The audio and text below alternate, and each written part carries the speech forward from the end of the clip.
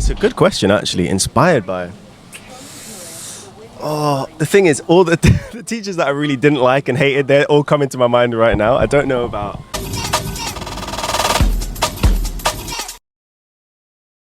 Like the teacher that you remember the most at school, like the one that like I just wanted to see what. I had a teacher in primary school that I absolutely despised. The one that you liked. That Not the one you despised. he would treat me so unfairly. He would just pick on everyone, and he picked on me so much. And why? What did you do?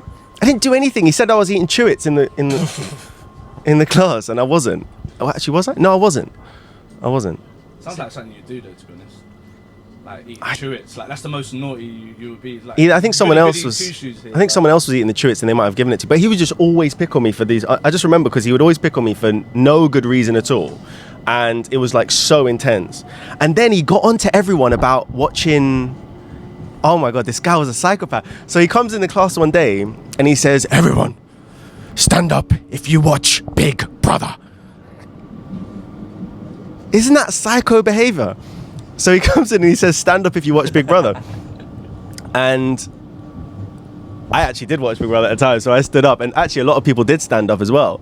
This guy was absolutely insane. And then he just proceeded to scream everyone. He was going like literally red in the face. Said you shouldn't be watching Big Brother, it's so not appropriate and things like that. And I mean, I guess he's right, but it was just a very odd thing to do. I mean, maybe discuss it with the parents or something like that. I don't know. He's got a family member in Big Brother house at the time, and he was like, I don't want to be caught slipping. But it was just like, he would just do random things like that, you know, just go off at everyone. There was never a moment where he was ever like just nice or like spoke to children like how they should be spoken to. Do you know what I mean? It was like, there's no one else like him. I don't think to this point of my life now, I've never met anyone as angry as this guy. He had issues, yeah. He was very like shouty without any, like all the class was so calm. He just comes in, stand up if you watch Big Brother. Odd, he's looking for trouble, you know? So yeah, he's the most memorable because I just hated him so much. What was his name? Give him a shout out. Yeah, give him a shout out. I'm sure he's watching right now. I'm not going to do that, but who's he's yours? He's gone and dead now. Like, what you said this is what happened in primary school? Yeah, primary. Was this like, how old was this guy roughly? Oh, I don't know, like 60s. 60s? Maybe late 50s, 60s. I don't remember you. I don't remember you. Who was your most memorable teacher? My most memorable teacher was Miss Adele Lowe. I'll say the name. She was a great teacher. She was my GCSE drama teacher. And I guess she was the person that was kind of like, you know, pushed me to be like, oh, you know, you could do this acting thing. So I definitely have a lot of respect for her even to this day, and I still remember her. What kind of things did she do like that made you like her? You know what I mean? In the class. What kind of thing? I mean, for one, I think, you know, unlike this geezer, she was nice.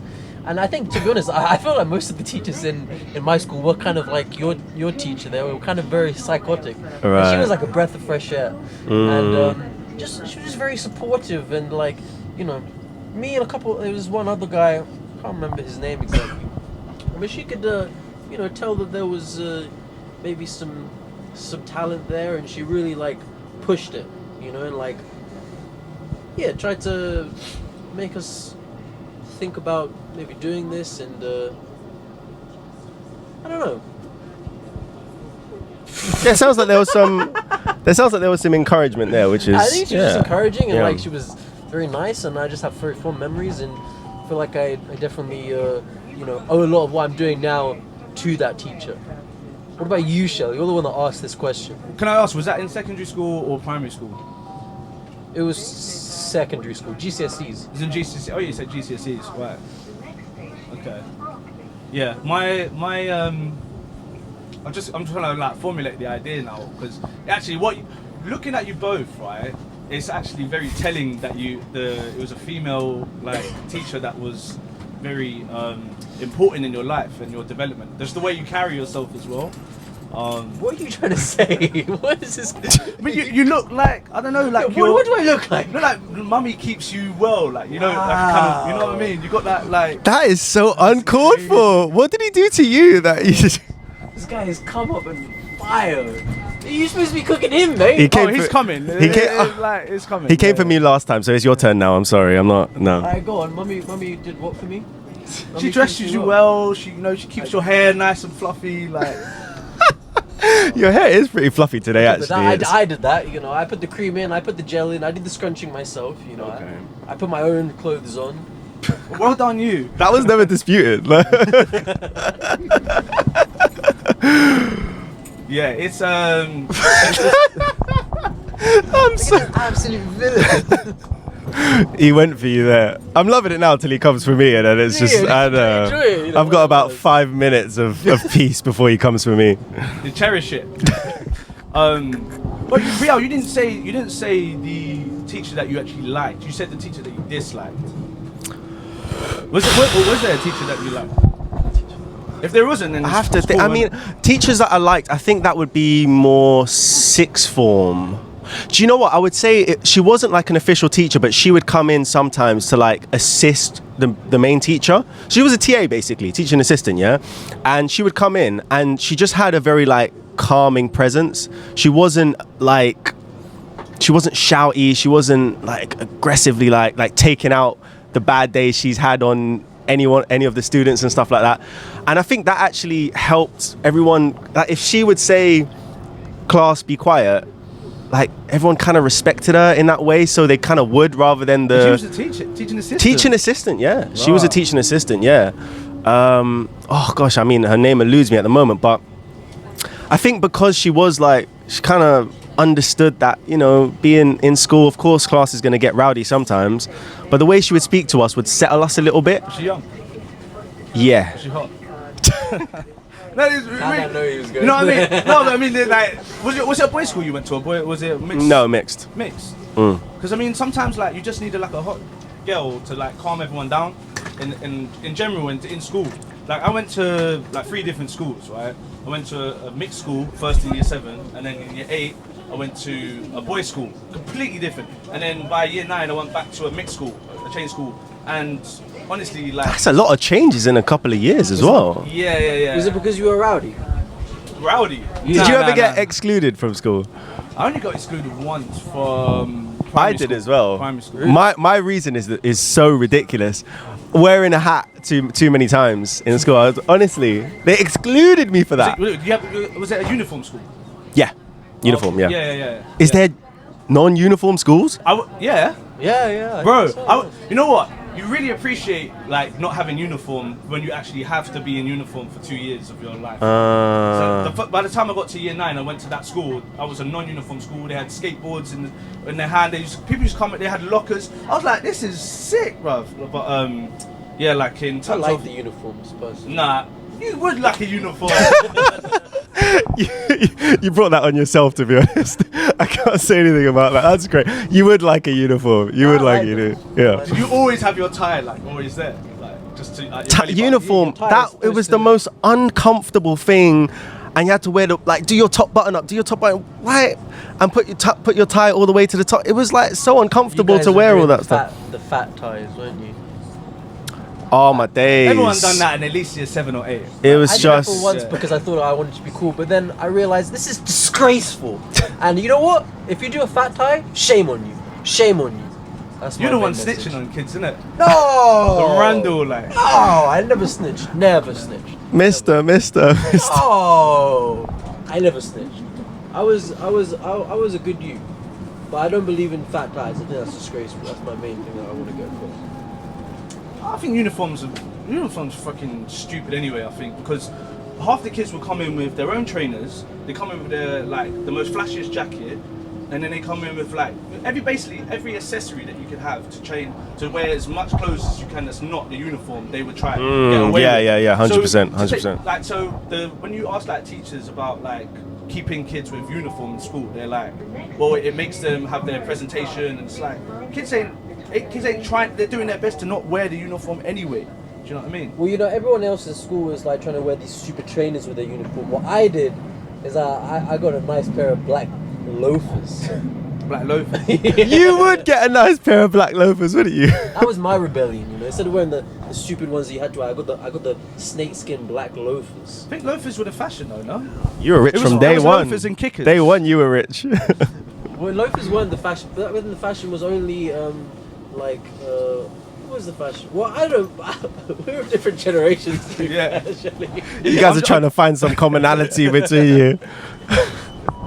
Yeah, no, to be fair, I mean, things go around in circles, but I'm thinking, like, for uniform school, like, what options you got? Like, do you know what I mean? You got to wear black shoes, so, like, in my eyes, I'm thinking, is it black kickers or is it black? Yeah, everyone would do the black. Yeah, I would do that. Black kickers, yeah, and just try and disguise it. Like they knew, like you just had to basically your job was to keep your feet as like under the table as possible in class. So not when you got to sneak past the teacher in when you're walking into class, and then you really got to like hide your trainers. Bro, we and then had you'd always get caught out in yeah. form class. We had a teacher here called Mr. Sarpong. Shout out to Mr. Sarpong. Didn't they? Whoa, I wanted the same guy. was he No way. bold? Yeah. African.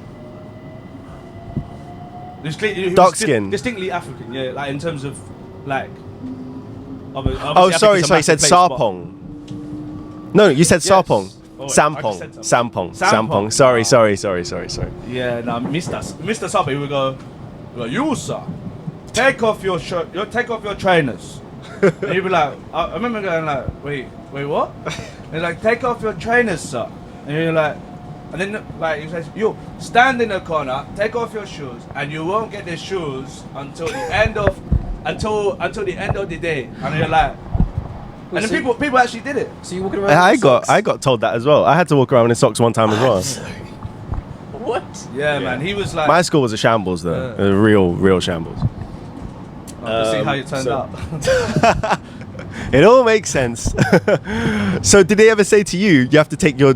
He told you to take your trainers off, and then you'd walk around in your socks. Yeah. I did it once, but like, I always think like, I just looked at it. I just thought like he was just some, like that's just some African way, and you just like, everyone just kind of just stepped in line and just did it. So I just. Was he like a feared teacher though? Because you have some teachers who's like, oh my days, like they come in the class, everyone's just quiet. Yeah. And you have some where it's like, ah. Yeah. It was kind of feared, but like, I don't know. He had character in it. Was he like feared, but like kind of like if you speak to him on a level, he's like kind of jokey and down with it a little bit, or? Probably if you got to year 10, but I wasn't in the school by then, so. Yeah, you got kicked out by then. No. Yeah, no, I didn't wear my tie. All right.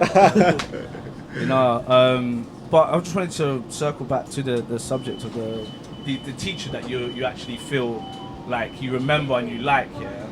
So my hypothesis was that often men always will remember the most strong masculine figure, right? That they and when you ask them to recall their best like teacher, they'll be like, oh yeah, it's like, yeah, we used to have this teacher, he used to fight with people, bruv, or some shit. Or they'll be like, yeah, he did. They're just basically just displaying like really like hyper masculine characteristics. And then we come and say. And you said like some fairy godmother was a teacher, like, so that just completely threw me off. But I actually wanted to see if it was true or not. So what about you? Was yours some teacher that was fighting all the kids? Oh no, my best teacher, I always say, is all time. Shout out to Mr. Collins, man. Not Mr. Collins from Burley, Mr. Collins from Aloysius. Yeah, because we all know the difference between those ones. No, well, if somehow it ever listens, because I'm thinking like, Mr. Collins was in Ackland Burley, was this Irish dude, like, who was kind of alright to me, but no, it was Mr. Collins from Aloysius. Like, he would be like, but he was just the most like unique kind of guy, I think, as a teacher, but distinctly masculine, in like strong in his masculinity, but not in a way like he would. Like one time, some kid robbed me, basically. Like when I was, he was like it was in a PE lesson, and someone had gone in the changing room and fucking yanked my money from my blazer without me looking, and it was for a haircut, right? And so I told him at the end of the class, I was like, shit, it was like 20 quid or something. I had it like 20 quid. My mum would give me 20 quid basically. That's a lot of money, man. These times, yeah, that's a lot of money, yeah. So I think it was something like that, yeah. And he just like, I told him, and he was like, call me. He's like from Yorkshire. He's like, come here, Shelley, come here. Like, and then like he just pulled out his wallet and he gave me the 20, and I was like don't. But like That's a proper teacher. Yeah. That's cool. He's a quality That's really guy. cool. Yeah, that's quality. Yeah. But it's like, for me, when I think back here, it's like it strikes me as a very fatherly, masculine thing to do as well. I like that his priority as well was like how you're feeling in that moment, rather than like, all right, we got to catch who done it. You know, like that was his instinct to do that. Yeah. You know, like I think that says a lot about him, like a quality person, like morals in the right place. Yeah, he's a top guy, and like from when I hear from other people as well, like he was a good teacher as well. Like he was actually, they enjoyed his class. So like shout out to Mr. Collins, man. Shout out to Mr. Collins, man. That's a quality thing to do. So, so besides this incident, like obviously you said that you remember him as your favorite teacher because, and you know that he was exhibited a lot of highly masculine traits. What were what is it besides this example that you just given?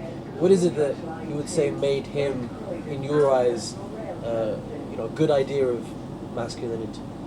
It's like a firm hand. It's like a firm hand, but it's firm and fair.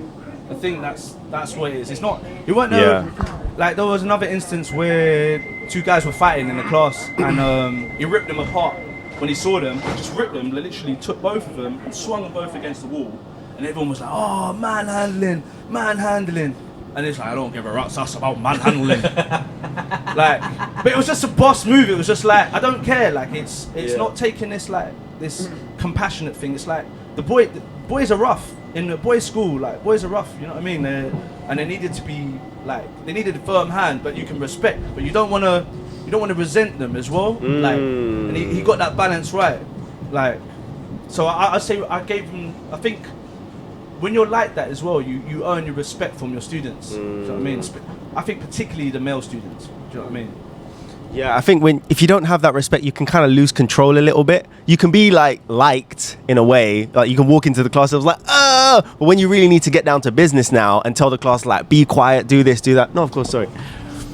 Then like you still kind of get giggled at a little bit, you know? It's kind of like, we like you, but we don't respect you, you know? We're kind of funny for us, you know? But we're not going to be quiet. We're having too much fun, you know? So it's I think that's, honestly, that's why I feel like being a teacher, especially for like teenagers and above, is going to be one of the hardest jobs. Because to strike that fine balance of like, obviously, I mean, some people maybe just want to be a dick.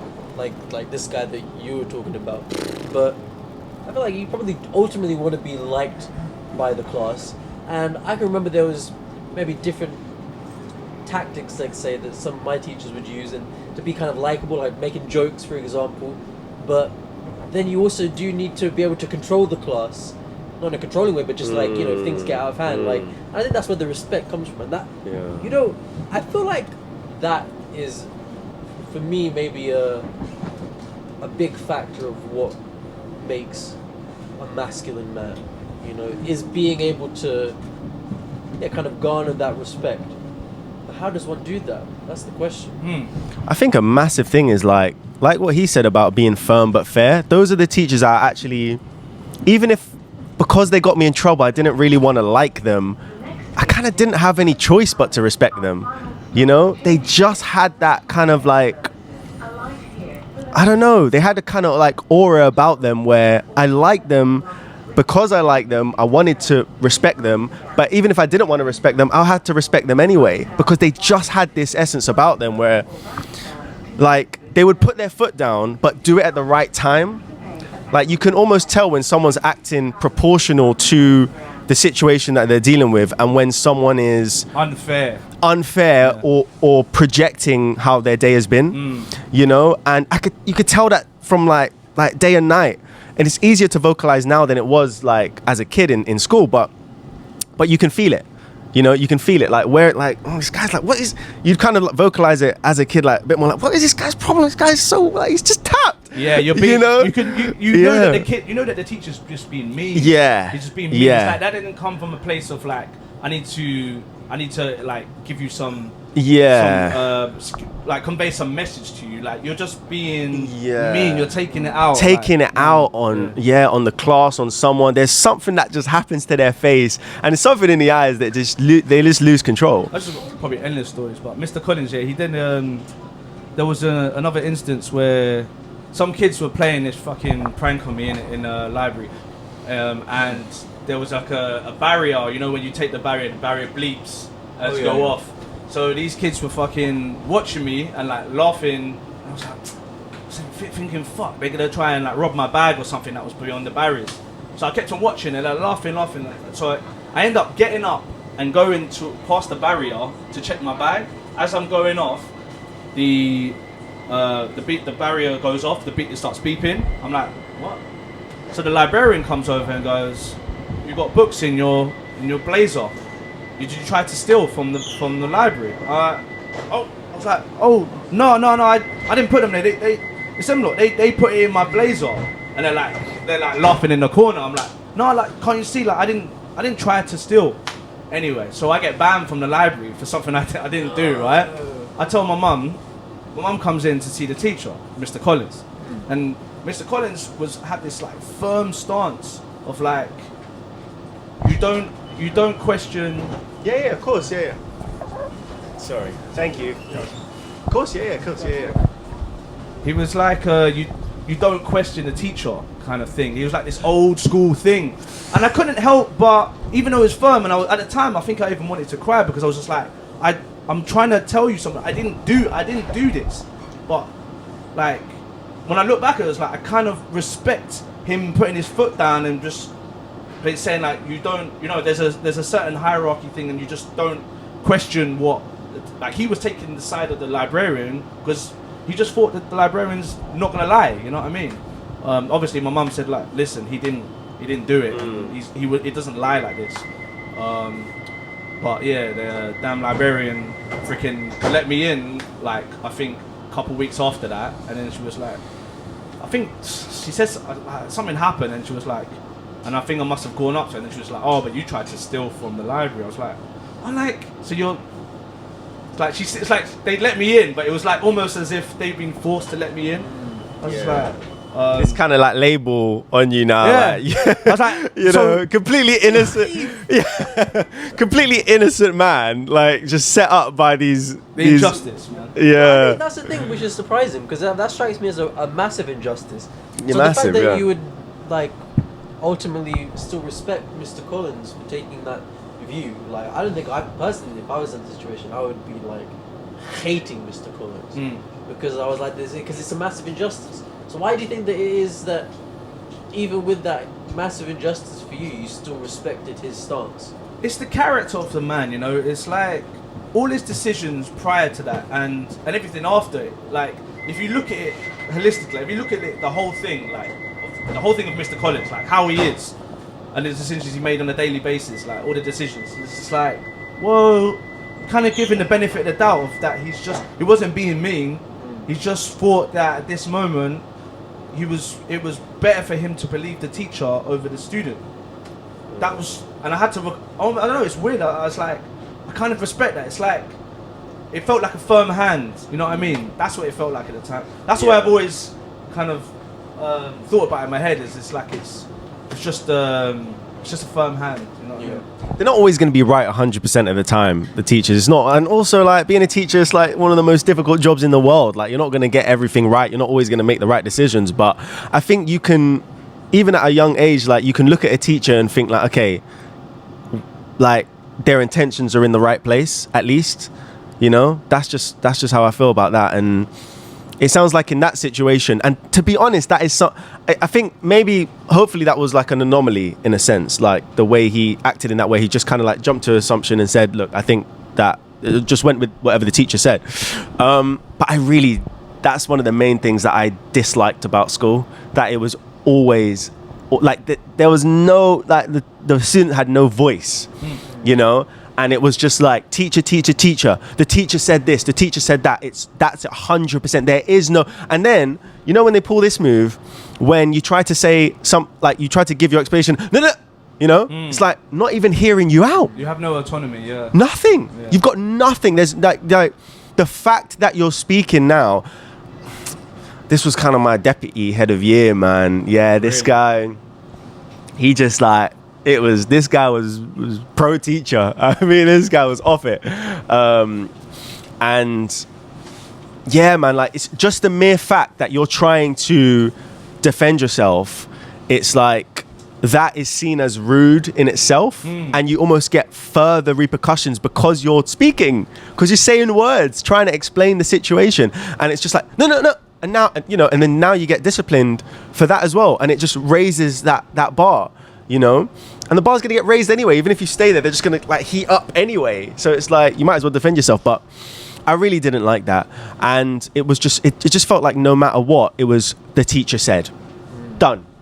And sometimes you had some like teachers that were just like, no, you have supply teachers that come in, they haven't got a clue about anything. They write this one thing on a note and give it to your head of year, and you're done, And you there was no like no one looked into that situation, And I've had situations before where students would play pranks and stuff like that, and you're not actually part of it, but you kind of get like just like somehow your name comes up or whatever. But yeah, man, that I think that personally, that's what I respect, a teacher that is willing to look at both sides, at least consider it. I don't think there's any benefit in saying no, we don't we don't talk back here, you're being disciplined now. What? And yeah, man, I think it makes out for a bad like structure. Would you say that, I mean, when you're saying that, I was thinking like, maybe not in all jobs, but I feel like in a lot of, when you enter the workforce after school, that kind of still continues. Do you not think? Being a teacher is a very, very difficult job. So not trying to like say, of course, like students are going to give you grief all the time. Like, I just think that, I don't know, at what point are we going to realize that, like, I don't know, like, how effective it is to just stand there and scream at a class, Like, there's, like, just from my general experience, I feel like all the teachers, and I feel like this is even a commonality between us, like, our teachers that we've described here in terms of, like, the ones that we favor, the ones that we remember the most, or the ones we liked, they had this, like, it's not just the ones that we liked, it's not just the ones that we found funny, it's actually the ones that mix that in with being firm and fair. And maybe you guys were just way more mature than I was in school, but I don't think I was ever thinking like, oh yeah, I respect this teacher because he's firm. I think maybe in hindsight as an adult, I could look back and say that. But as a child, I think, yeah, kind of going back to what, my favorite teacher, why I said that is because she was nice. I don't think I have any good memories of the ones that were mean. I didn't think, oh yeah, I respect him because he was. I think that's a very mature outlook. Well, yeah, no. At the time, you don't really think like that. I think it's upon reflection. Like, it takes years to kind of look back and you go, wait a minute. Why is it that like I had this person in my head that I really like seem to connect to like years later? I was put in a WhatsApp group from school, and some people were trying to plan some kind of reunion. So there started to be this chatter, like all these messages just dropping through people, bannering shit about, how people have changed and all this stuff. One of the guys happened to be messaging from prison, and for some reason this always sticks with me now from what he said. He's like, boys, I swear to God, yeah, prison's like school. It's just like school. And I thought, what if prison's like school, and what if school was like prison? It's basically the same. They're almost like synonymous. Like There's some similarities. Some similarities. Yeah. Really think about it. That you got the hierarchy, right, aspect of it. It's like you got the guards. Guards are basically the teachers. Like some of them are cool, some of them are not so cool. There might be like a really bad one that everyone hates. And then like in terms of like the type of like people that I don't know, like I think there's like probably even better prisons to be in than other prisons, like more well behaved ones. Yeah. Like the one that Jordan Belfort went to. It was like a rich guy's prison, you know. Playing tennis, you know. Yeah, like I think there's a lot of similarities between like prison and just generally just how you don't really have any autonomy as well. Like it's the same thing. It's like you can't wear what you want. You know what I mean? You got a uniform. You're only allowed out for 1 hour a day or something. It's a bit like school. In the lunch break, you're allowed out for 1 hour, and then you get 20 minutes for a break. But really, like think about it. Between 9 and 3:30. You only have 1 hour lunch and then a 20-minute break, and they tell you that you even have to ask to go for a piss. Like that was the most disgraceful thing. That is crazy. Yeah. But yo, what I was gonna ask you, and I want to ask both of you now is: do you not think that both of these things, school and prison, do you not think they're both also kind of like working? You know, when you're in the workforce. It's a very similar. I feel like you go from school to work usually, and it's very much the same thing. You know, unless you are the guy at the top, and maybe you start your own business or whatever. Like it's the same structure. You know, you got the lunch break. You got the guy, people in charge of you. If you mess up, they fire you. What does that mean? You basically have no money. You know. It's not as strict though. Not as strict. You can. It depends as well which role you're in. If you're in an office job, then yeah, you're pretty much like you belong to them. Like if you're in a corporate job, you have to wear a suit and tie. You know what I mean? You can't just turn up whenever. Like you're beholden to these rules. Like whereas if you're working in somewhere way more relaxed, like let's just say you're a labourer or something, yeah. Like you still have to be there on time, but like these guys are like. Saying what they want to each other. They don't have to like censor themselves. Do you know what I mean? They're getting on with stuff. Cup of tea here. You know what I mean? A little baguette there. You're like, it's not the same, innit? No, of course. That's what I'm saying. Like, it depends on the workforce, but like mostly people work in offices. Maybe I'm wrong. I feel like you can make that assumption. Like, generally people end up in an office job, and even you can attest to this, shit, because I've heard these stories from you. In hospitality, it's very much like that. Like, is there very, I don't know, maybe you don't want to say, you don't want to look bad in front of your boss, but, you know, from what I understand... Shelley, you're fired. Like, they're pretty hard-nosed, pretty, you know, militant, and actually quite evil. I don't think it's evil, necessarily. Like, I haven't come across people that are evil, but I do smell a strong sense of resentment from people in people who are higher up often higher up in hospitality. Like, why do you think resentment? Like, they never reached their full potential, and so it's not the one at the top because the one at the general manager at the top earns quite a bit of money. He works a lot, but he has his holidays and stuff, and he kind of just can have a drink whenever he wants. You know what I mean? But if you're like manager level, you're not really earning that much more than the regular people. Like, so you have to kind of try and make people respect you all the time. It's like, I mean, you get this growing resentment. So what can be deemed when like evil, as you say, yeah, I can see people sometimes making rules up that seem evil at the time or mean, but I think they're just like, to be honest, when I look at them, these days at my age now, I'm just like, you're a loser. That's what I think in my head. If you try and like fuck with me and do some bullshit, I'll either go fuck off, or I'll be like in my head I'm just like, yeah, and then I'll be, you're a loser, innit? Like, you're just a loser. Alright, it's cool. Like, you keep on being a loser and like, you know what I mean? I'll come back in 10 years and see you being a loser still. Being a loser, full-time job now. Because we spoke about this, innit? Like, I think about what it means to be successful as well.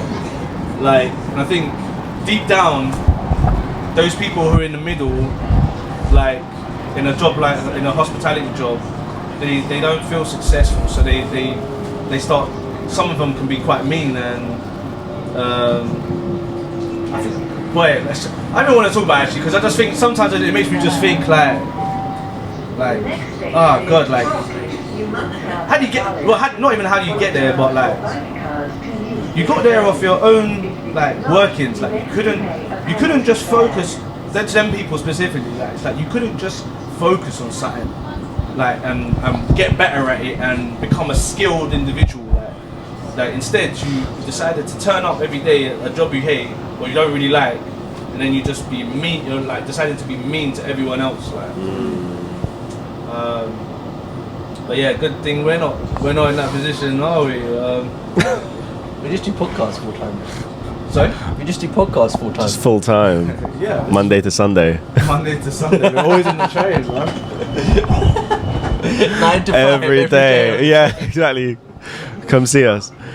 We make a grand total of £0 from it.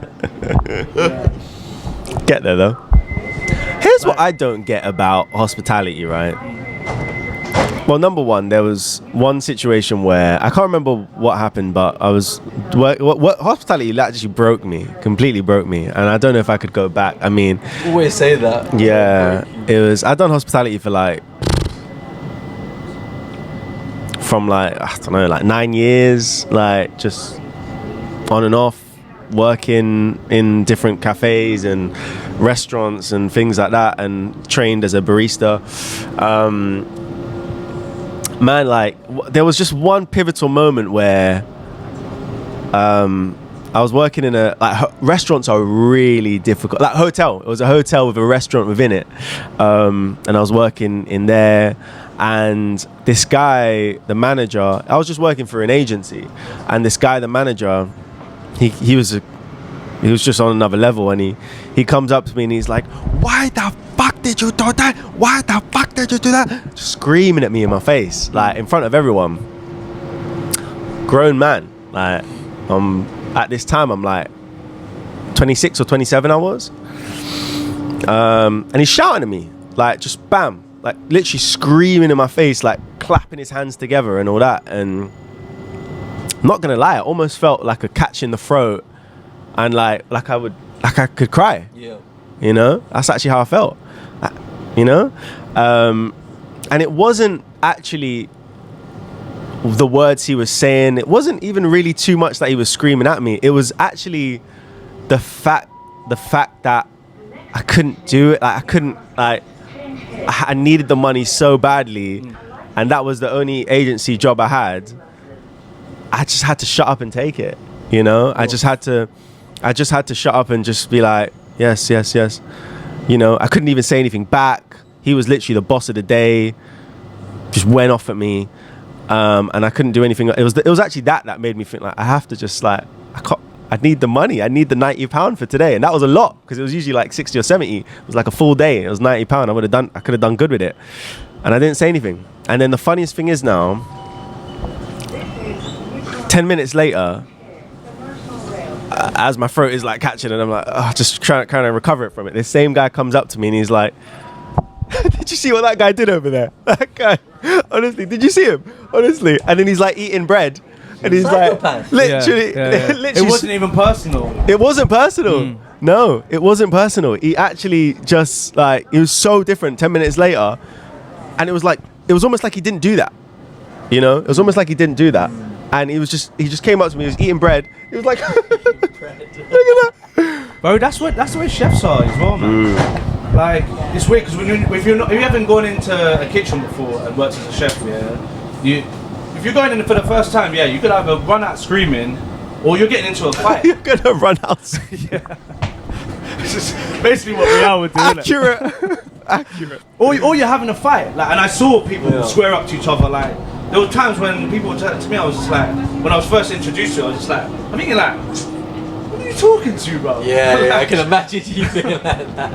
But at the same time, like, I just like, alright. And I just kind of nod and just be like, alright, this. And then I started to realise, like, he's kind of fucking with me. That's just the culture of the kitchen. But two, like, it really isn't personal.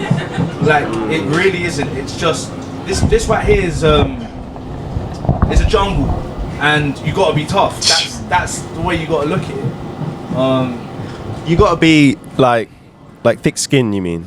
Yeah, like you can't. Because I thought you meant tough as in like go back at them. You'll be able to square up at them. Like yeah, like if someone gives you shit, you give it back to them. And in hospitality, if you do that, like I don't know, man, it's not fair. You know, it's like no, you don't like. Are you speaking to the chef like that? You're speaking to the chef like that? No, like it's almost a little bit of like what we were speaking about schools before. Like when I worked in a restaurant one time, just in the back kitchen area. The chef was being rude to honestly, the chef was being rude to the pot wash and saying that he wasn't working fast enough or something like that.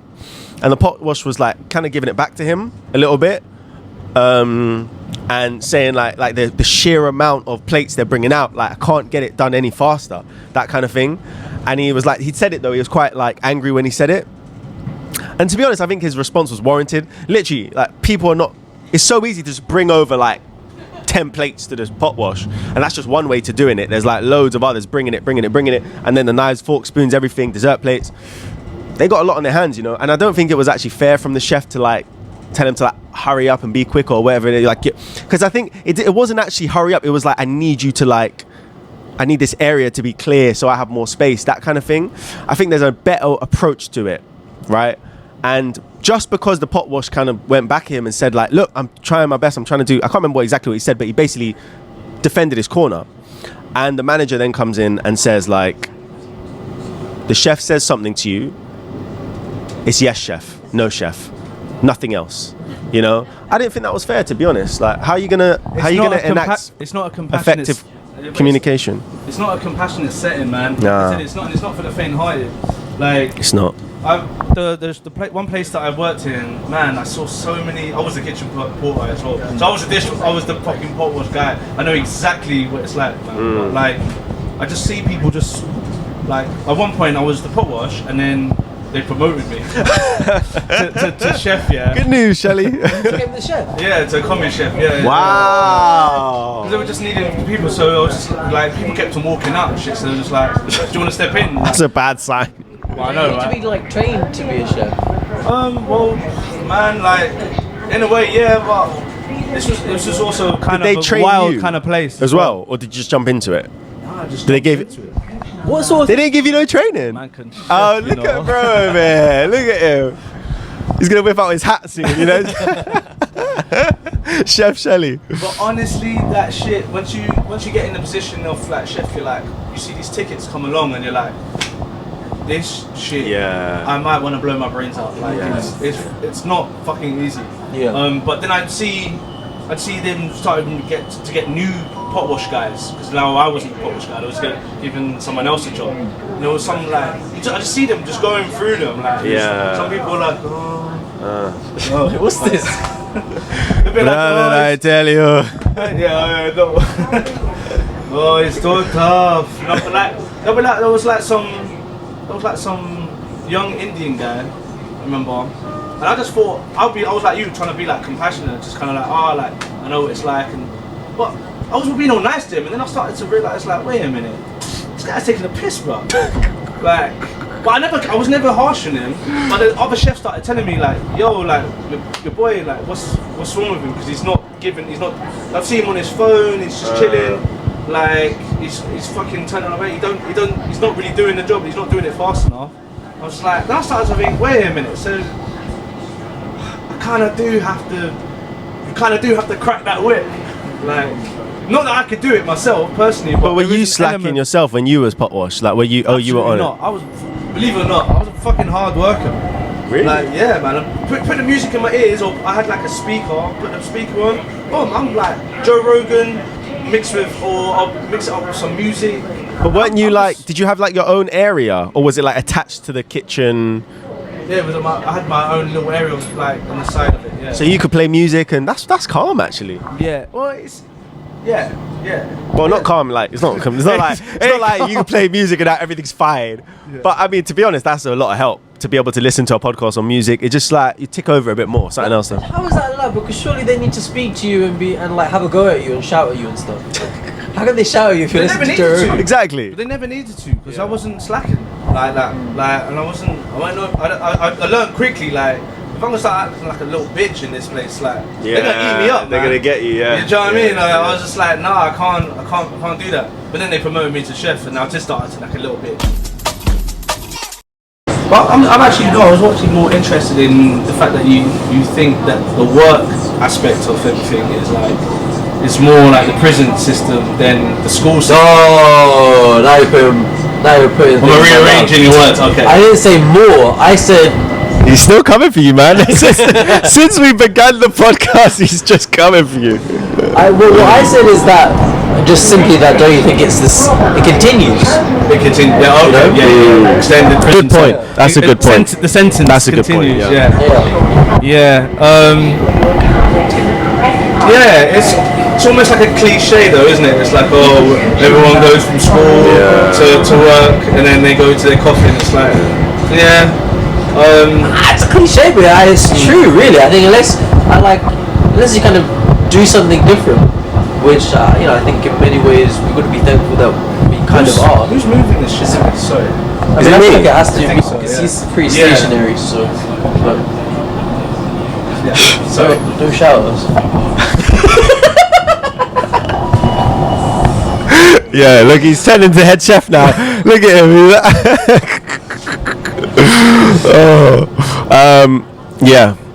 It is a cliche, I guess, yeah. But I don't know, man. I think, there is that cliche, but at the same time, I think it's like, it's what you enjoy doing, you know? It's what you enjoy doing. Like, I don't think there's anything wrong with having a normal job or whatever, as long as you enjoy it, like, as long as you're actually like, you wake up I think it's such a blessing to be able to wake up in the morning and not think, oh my gosh, I can't believe I have to do this, like, and then slug yourself into work. Like, if you can actually find something, that when you wake up in the morning you think, I'm excited to get on with the day, I can't wait for Monday. I'm actually like upset that I have to go through the weekend, because like I love what I do, and on the weekend you try to find some sort of extension of what you do, you know. That's a blessing, you know. And if that could be any job, you know. How close do you think you are in life to that, by the way? If I was in 2025, where we are right now in our lives, like, how close do you think you are? I'd say maybe 30%. And you? To be honest, I don't know. I feel like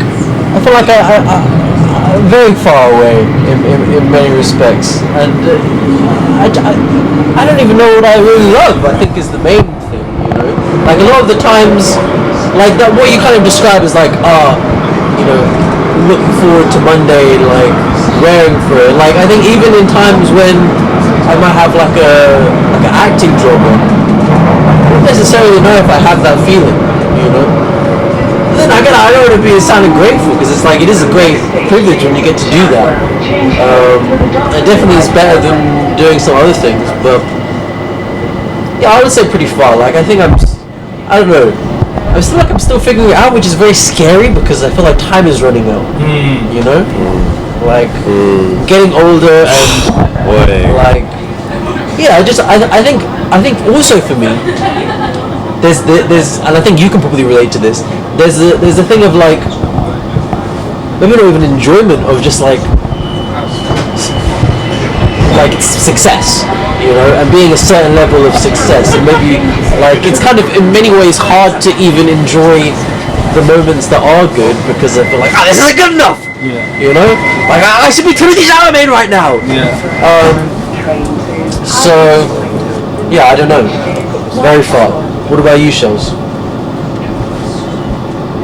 I would say I'm about 6 months away from that. Wow. Yeah. But I always look at stuff really hopeful like that, though.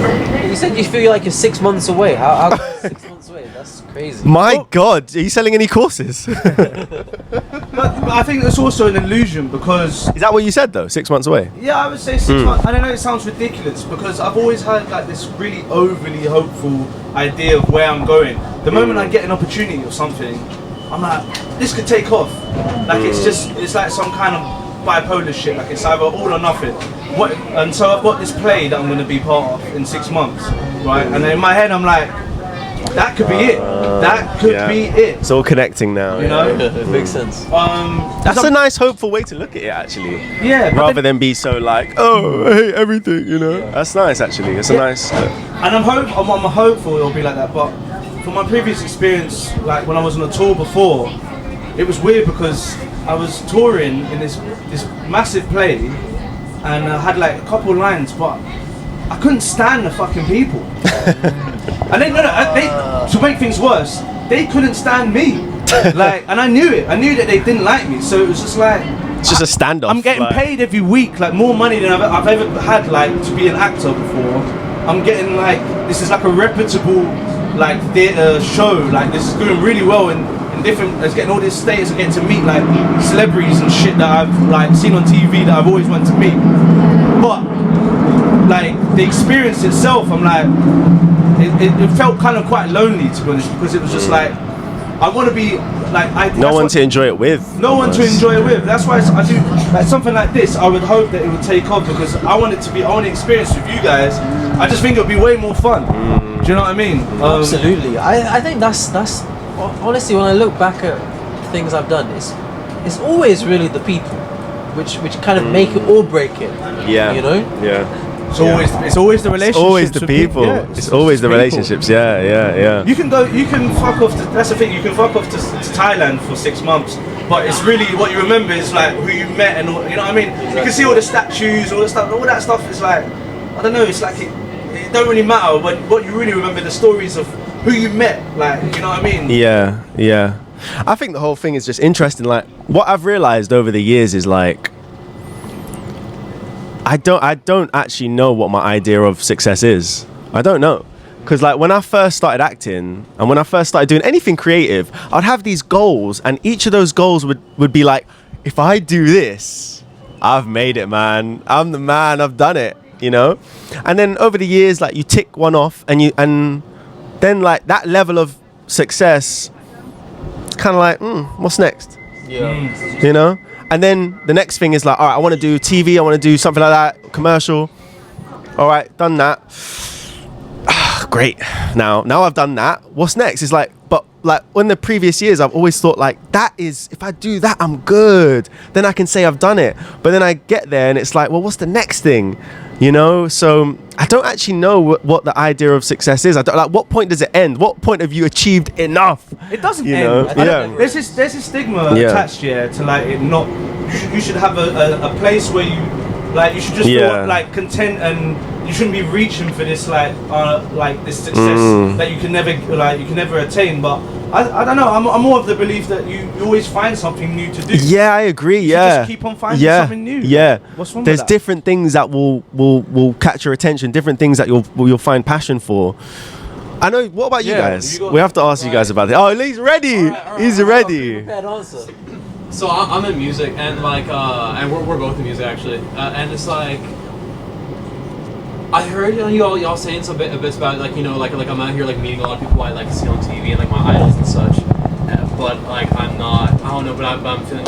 I have luckily, I don't know, I visit New York a lot, and like I'm from Ireland, but I'm finding a lot that I'm meeting people who I admire, and I'm also finding great community with them. I'm finding it really nice to meet your heroes, like experience where it's like, oh, like they're lovely, they're like the loveliest people, and like of course you look up to them and you get on with them because, well, you probably looked up to them because you have something in common with them, if you get me, because you've reached them through that way. So I don't know, like as far as like how long, like a time period, I don't know. I'm trying to get a view so I can live over there type thing. I know in order to do that as a musician, you need to get like hella articles about you. You need to get like hella